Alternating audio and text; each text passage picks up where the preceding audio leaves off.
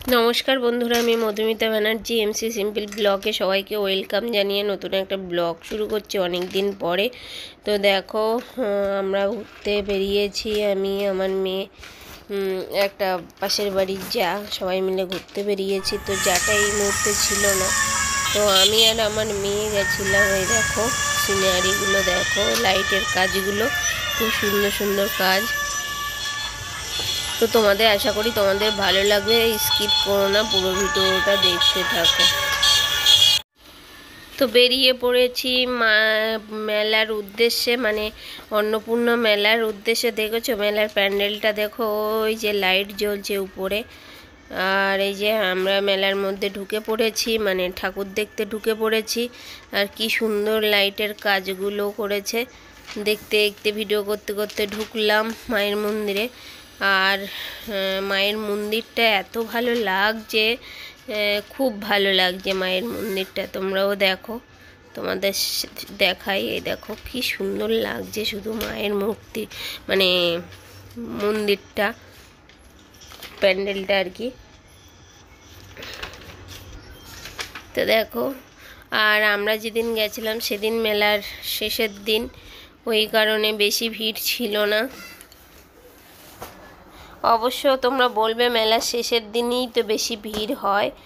হ্যাঁ হয়, কিন্তু আমরা সকাল সকাল গেছিলাম বাচ্চা কাচ্চা নিয়ে, গরমের মধ্যে, ওই কারণে সকাল সকাল গেছিলাম। ওই কারণে ভিড়টা অতটা বুঝতে পারিনি কতটা কি হয়েছিল না হয়েছিল, এখন কম ছিল। আর এই দেখো মা অন্নপূর্ণা, আমরা ঢুকে পড়েছি মন্দিরে, মা অন্নপূর্ণার মন্দিরে। এই দেখো প্যান্ডেলটা খুব সুন্দর করে সাজিয়েছে, দেখো খুব ভালো লাগছিল প্যান্ডেলটা দেখতেও, দারুণ দারুণ। ঝাড়বাতিটাও খুব সুন্দর লাগিয়েছিল। আর এই দেখো, আমি আর আমার মেয়ে একটু ছবি তুলে নিলাম মায়ের সামনে, আমার মেয়েও একটু দাঁড়িয়ে ছবি তুললো। আর মেলার তারপর ঠাকুর দেখার পরে আমরা কেনাকাটাতে ঢুকে গেলাম, মেয়ের বায়নাতে কয়েকটা জিনিস কিনে ফেললাম। আর এই দেখো আমার মেয়ে বলছে, মা গরমের সময় একটা হাত পাখা নাও, একটা হাত পাখা নাও। হাত পাখা বলতে এই প্লাস্টিকের এই পাখাটাই নিয়ে নিল ও।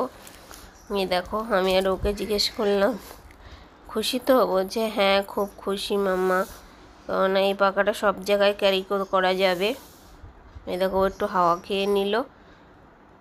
তা হয়েছে কি, আর কিছু বায়না করবে না তো? বলছে না না, আর কিছু বায়না আমি করবো না, তা আমাকে শুধু খাওয়ালেই হবে।